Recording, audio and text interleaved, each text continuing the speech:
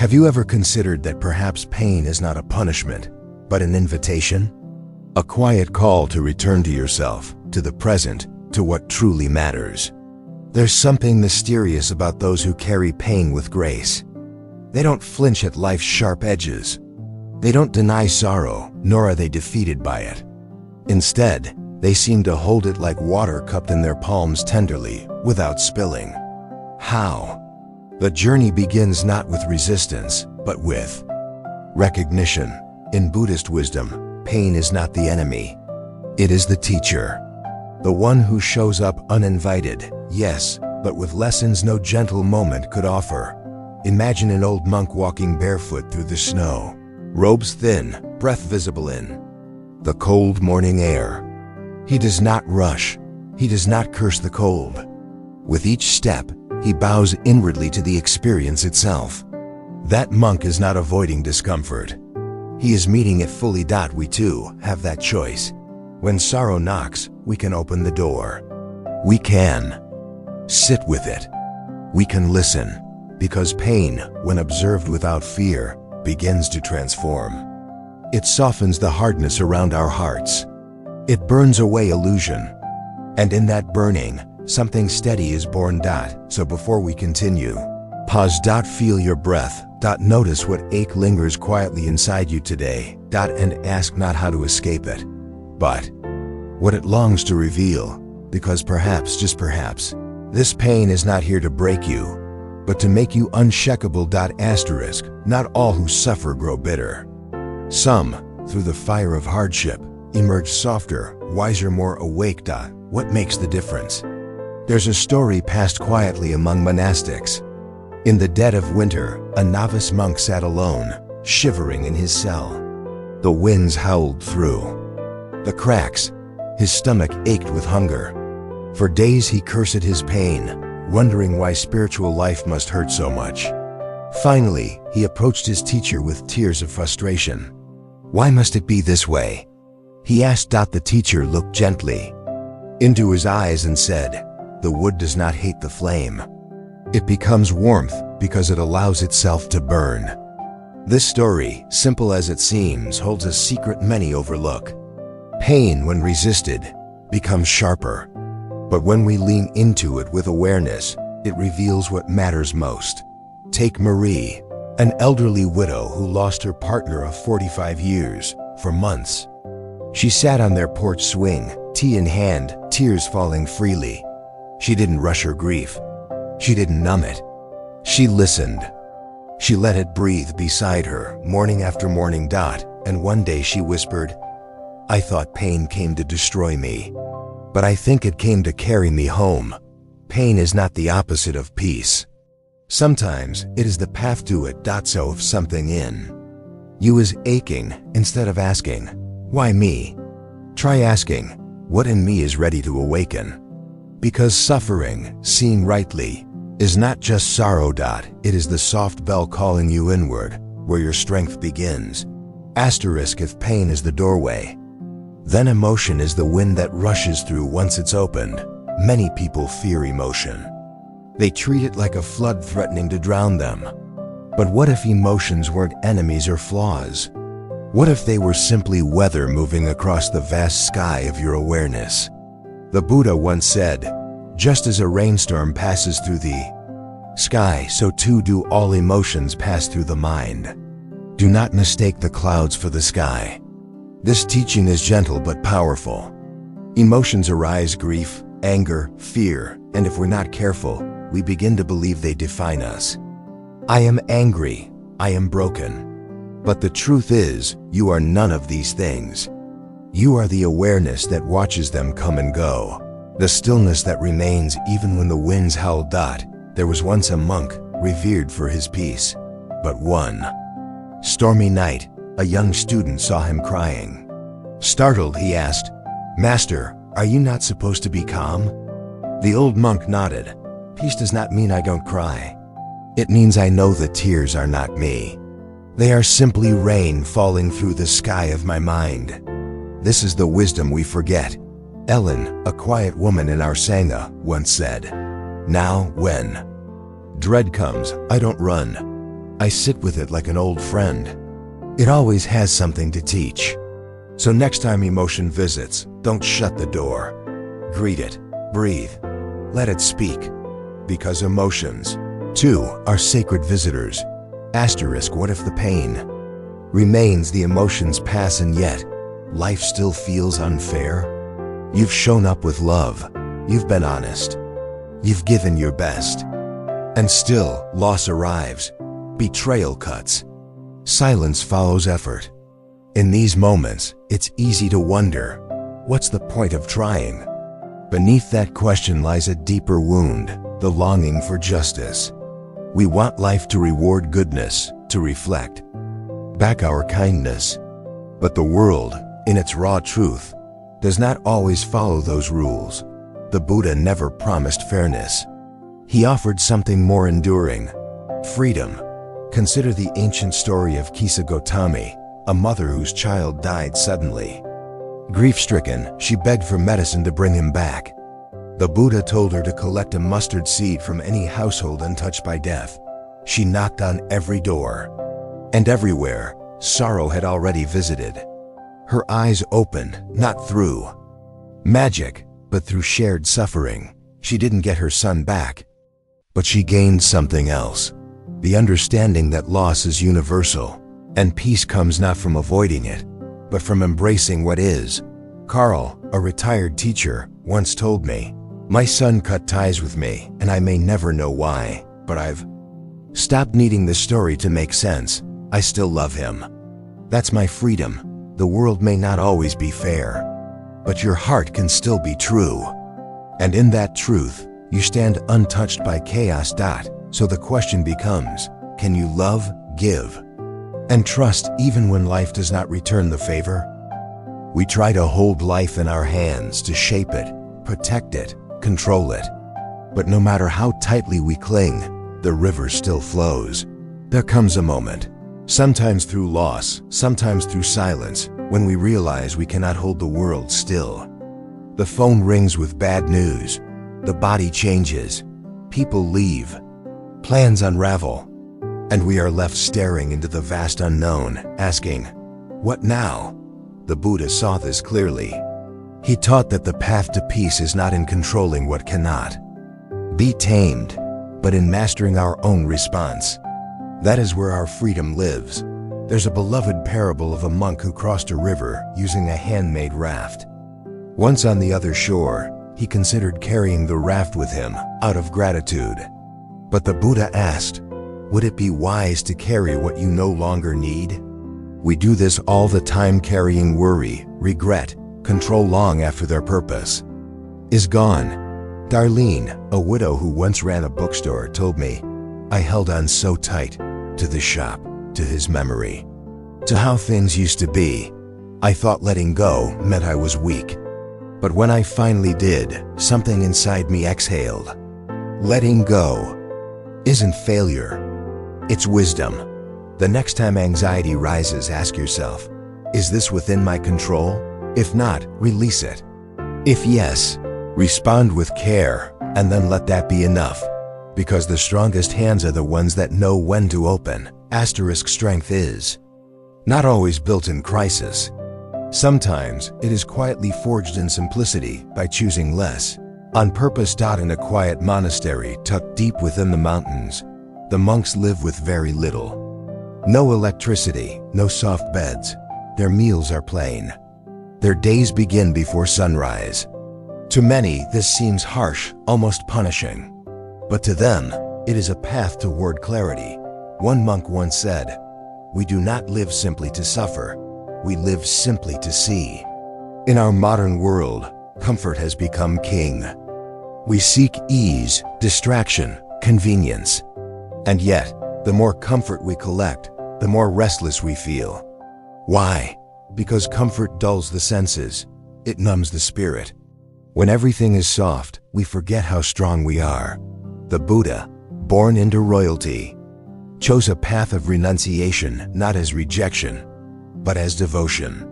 He let go of excess to meet reality, face to face. Thomas, a retired executive, once told me how a silent retreat changed him.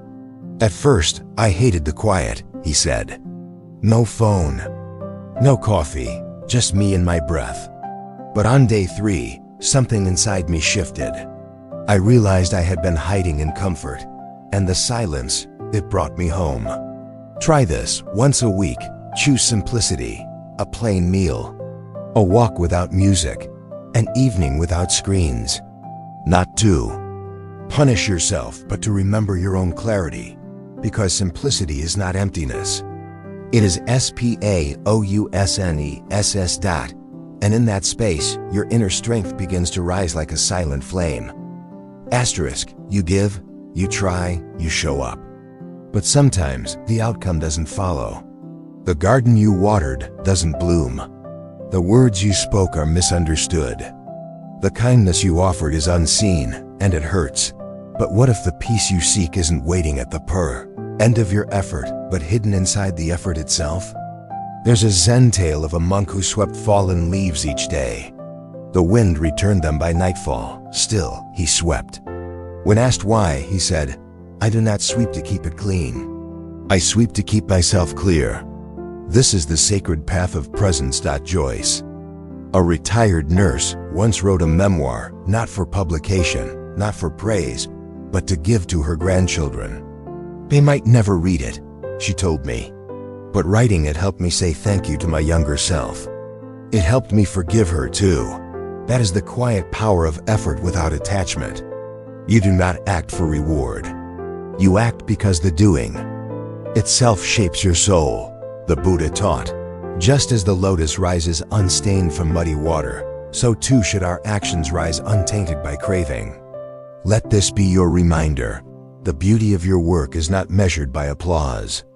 It is measured by its sincerity, by the peace it brings to your own heart. So write, love, build, care, even if no one sees, because in the unseen spaces, in the humble rhythm of doing without needing, you begin to glow. And that quiet glow, that is what endures. Asterisk, you've done the work. You've let go of control. You've chosen simplicity. But there's still a whisper in the mind. Is it enough? That whisper often comes in moments of quiet, when the world stops watching, when there is no recognition, no applause. And in that silence, we meet ourselves. The question then becomes, what do you live for when no one is watching? There's a story of a young monk known for his humility. He swept the temple before sunrise, tended the gardens, and offered food to stray animals.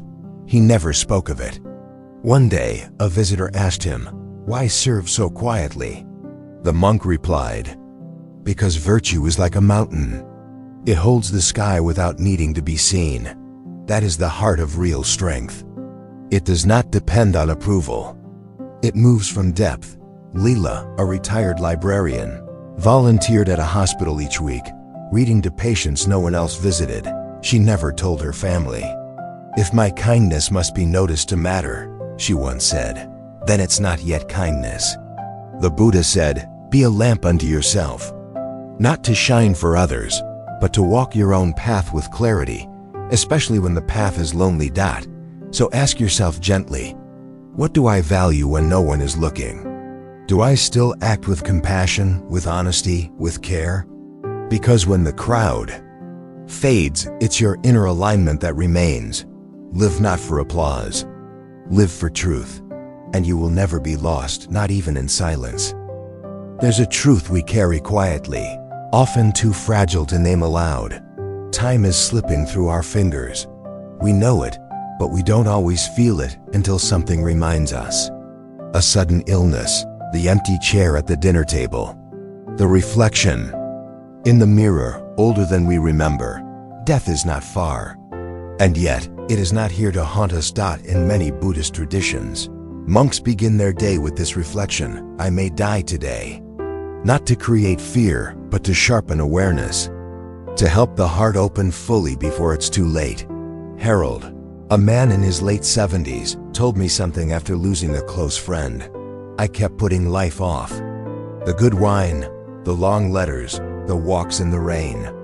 I thought there would be more time, and then one day, there wasn't.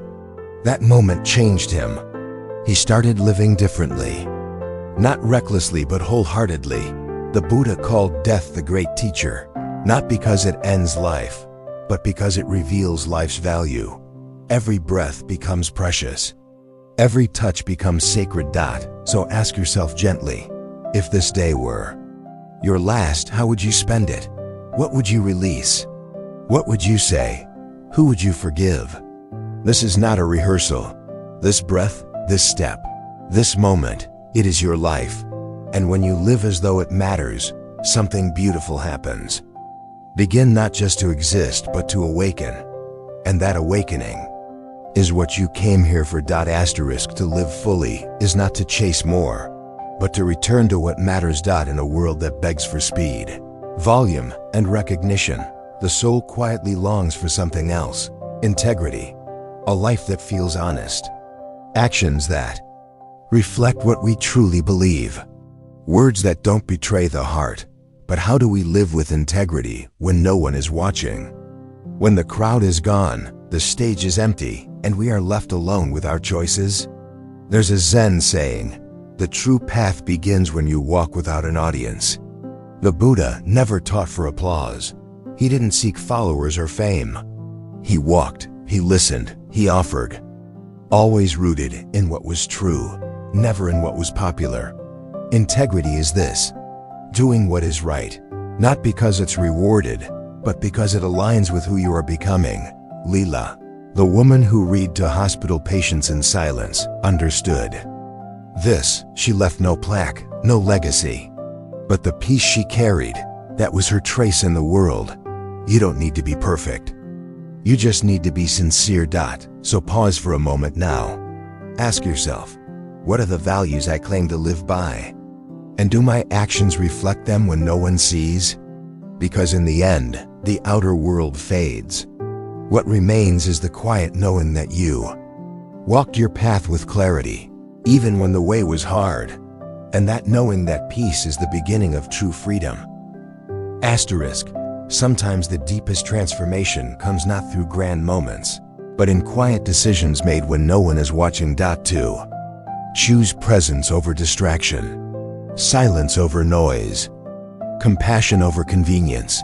These small, repeated choices become the rhythm of a life lived awake. In Buddhist monasteries, monks perform the same tasks daily: sweeping, bowing, preparing food, chanting. Not because the actions themselves are extraordinary, but because in the repetition, the heart is revealed. There's a story of a teacher who asked his student, "How do you practice mindfulness?" The student replied, "I chop wood and carry water." The teacher smiled, "And after enlightenment?" The student answered, "I chop wood and carry water." The lesson is simple but profound. Awakening doesn't remove us from life, it immerses us more deeply in it, until the ordinary shines with quiet grace. Ellen, the widow from our Sangha, once shared that she now folds laundry as if it were prayer. "Each shirt," she said, "reminds me that I am still here, still caring, still able to offer gentleness in small ways." She doesn't need a temple. Her temple is the rhythm of her day. We often think purpose is something we must chase. But perhaps purpose is how we show up to whatever is already in front of us. You don't need to wait for clarity. You don't need a grand calling. Just this breath. Just this task. Just this moment. Because when you infuse the ordinary with reverence, you begin to awaken, slowly, humbly, completely. Awakening is not a lightning strike. It is a slow unfolding, a returning to yourself again and again through small acts of honesty, presence, and courage. Many people ask, how do I become enlightened? Expecting a sudden shift, a radiant moment that changes everything. But the Buddha's path was not built on miracles. It was walked with bare feet, through forests, through silence, through everyday life. To awaken is to pay attention to your breath, your tone of voice, your reactions, your longing to control, your impulse to run. It is not about escaping life. It is about stepping into it with open eyes and an undefended heart. Harold, the elderly man who started savoring life after loss, once told me, "I thought wisdom would feel like power, but it feels more like softness, like knowing when not to speak, when to simply hold someone's hand without fixing a thing." That is awakening. It's the moment you pause before reacting, the moment you listen instead of defend, the moment you forgive, not because they deserve it, but because your peace deserves it more. It's when you begin to notice the light falling through the window, the silence between words, the miracle of still being here. And slowly, your mind shifts.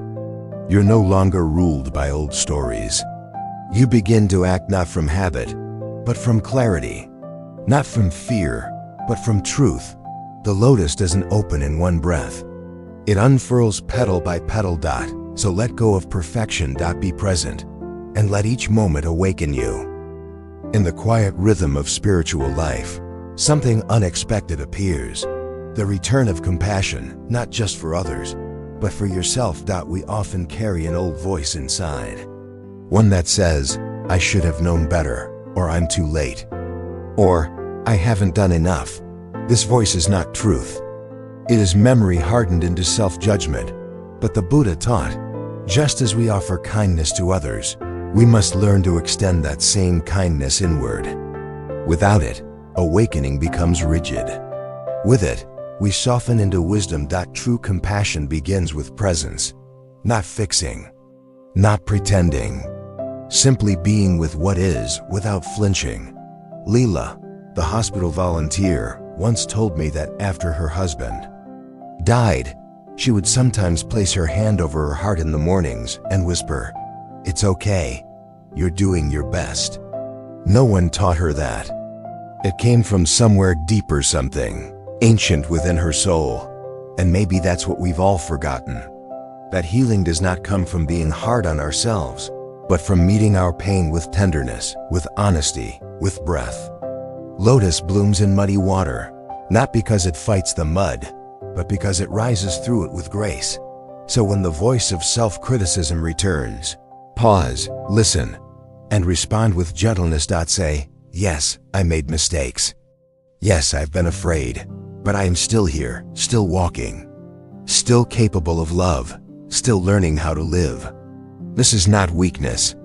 It is strength of the highest kind. And that courage is what keeps you awake, even in the dark. Asterisk, there's a strength that does not shout. It does not rise with clenched fists or loud declarations. It is the strength of patience, the quiet willingness to stay present with what is unresolved. We often treat waiting as weakness, as though stillness means we've given up. But in the Dharma, patience is a warrior's virtue. It means choosing not to flee from discomfort, choosing to breathe through uncertainty, choosing to trust the unfolding of what cannot be rushed. There's a monk I once met who tended a garden of bonsai trees. Tiny, delicate, years in the making. "They teach me patience," he said. "Each one reminds me that growth is not loud. It's silent, slow, and sacred, just like the heart." In our world, we are taught to chase, to fix, to solve quickly. But there are wounds that won't be rushed, griefs that must bloom in their own time, seeds within you that are not ready yet. Ellen, our friend from the Sangha, once said, "I used to panic when things didn't change fast enough. But now I think, maybe the pause is the transformation. Maybe the waiting is where I become real." The Buddha taught that patience is one of the highest forms of wisdom, not passive, but deeply active. It requires strength to wait with love, without losing hope. So if your life feels unfinished, if your healing feels slow, let this be your prayer. May I trust the pace of my becoming. May I allow what is slow to still be sacred. Because sometimes, waiting is the path. Asterisk, to walk the path of awakening is to live with eyes open, not only to beauty, but also to suffering. The Buddha never promised a life without pain. What he offered, instead, was a way to hold that pain with wisdom, so it no longer controls us. This begins with seeing things as they truly are. Not through fantasy, not through fear, but through the clear mirror of presence. Many people avoid this kind of seeing. They cover discomfort with distraction, mask grief with busyness, silence truth with noise. But deep inside, they feel the cost. A life half lived, a self half known. The practice is simple but not easy. To pause, to breathe, to look without turning away. Carl, the retired teacher, once told me, the hardest thing wasn't losing my son, it was accepting that I may never understand why. But when I stopped searching for answers, I started seeing clearly. And in that clarity, I found peace. This is the essence of insight, not knowledge, but clarity born from looking deeply and gently into reality. You begin to see that nothing is fixed, that emotions shift, that people change, that life is movement, not structure. And in that vision, freedom dawns, not because life gets easier, but because your mind stops clinging to how it should be. So the invitation is this: look clearly, without defense. Hold what you see with compassion. And slowly, the illusion fades. What's left is not despair, but truth. And truth, when met with love, becomes light. The more clearly we see, the more we recognize that everything we hold dear is impermanent, not as a punishment, but as a law of life. Everything changes: the seasons, the faces we love, our bodies, our beliefs, even the breath we draw it in and it leaves. Nothing we grasp can be held forever. The Buddha called this anicca, the truth of impermanence. And though it sounds simple, accepting it changes everything. Most of our suffering comes not from change itself, but from resisting it. From trying to freeze moments, cling to certainty, hold on to people or identities that are already transforming before our eyes. But impermanence is not a thief. It is a teacher. It teaches us to cherish the now, because it will not come again. It invites us to loosen our grip and soften our fear, to stop demanding that life stay the same and instead learn to flow with it. Darlene, the woman who closed her bookstore, told me, I thought letting go meant losing who I was. But now I see, it was how I found who I've become. Change didn't erase me, it revealed me. The falling leaves do not grieve the tree. The moon does not weep when it disappears. Everything returns. Everything transforms. Even sorrow has its season. So too, must we. Try this. Next time you notice something beautiful, a laugh, a sunset, the softness in someone's eyes, pause and say, thank you. I know you won't last. Not to invite sadness, but reverence, because in letting go, we truly begin to live. There is a moment in every sincere practice where we stop asking, how do I change the world? And begin asking, how do I meet the world with love, even as it is? This is the path of compassionate presence, not saving everyone, not fixing everything, but being a steady, gentle presence in a world that often trembles and forgets its own heart. The Buddha once said, if your compassion does not include yourself, it is incomplete. But true compassion is more than sentiment. It is action born from stillness, and stillness rooted in awareness. Leela, who read to the forgotten in hospital beds, didn't try to erase their pain. She simply showed up, day after day, book after book, silence after silence. Her care wasn't loud, but it was real. And in its quiet way, it reached into places medicine could not. This is the medicine we forget. That presence itself is healing. You don't need all the answers. You don't need to be perfect. You just need to be here. To look someone in the eyes and not look away. To sit beside suffering without judgment. To listen without rushing to respond. To whisper, I see you. I may not know what to do, but I will not abandon this moment. Carl, the father whose son drifted away, once told me, I used to think love was fixing things. Now I think love is staying. So stay soft in a world that hardens. Stay awake in a world that, and UMBS. Your presence is your offering. The longer you walk this path, the more you realize awakening is not a destination. It's a way of being with everything. With joy and sorrow, with clarity and confusion, with presence and distraction. It is not about always getting it right. It's about always returning to the breath, to the body, to the moment, to the heart. There's a practice in Zen known simply as begin again. Each time the mind wanders, you don't judge, you just notice.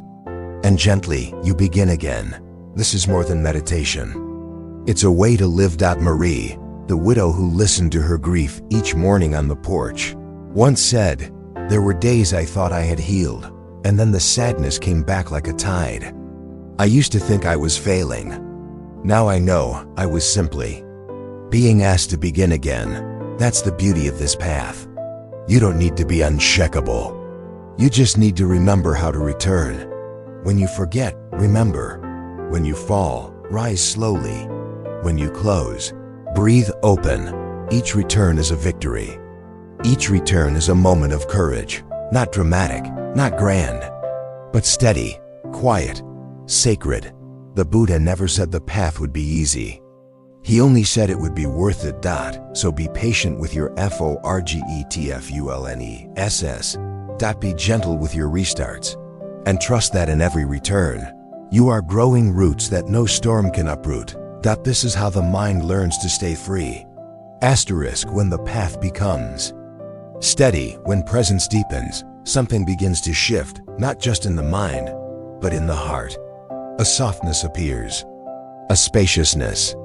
Not because life is easier, but because your resistance fades. You're no longer trying to bend the world to your will. You're letting it flow through you and responding from stillness. This is the beginning of inner freedom. The Buddha compared the awakened mind to a rock unmoved by wind, to a flame that does not flicker in the absence of craving. But this strength is not rigid. It is supple, like bamboo able to bend without breaking. Harold, who once feared death, shared something beautiful in his final months. "I used to be scared of endings," he said. "But now I sit by the window each evening and watch the light fade. It doesn't frighten me anymore. It teaches me how to let go." That's what peace feels like. Not perfection, not escape. Just a quiet willingness to meet life as it is and to say yes, even when it hurts. Your strength does not come from force. It comes from surrender, from resting in what you can't control and choosing kindness anyway. So sit with yourself. No performance, no pretending, just presence. Let the silence speak. Let the stillness teach. You may begin to hear the quiet voice beneath the noise, the one that says, "You are already home." And when that voice becomes your truth, nothing outside can shake your peace.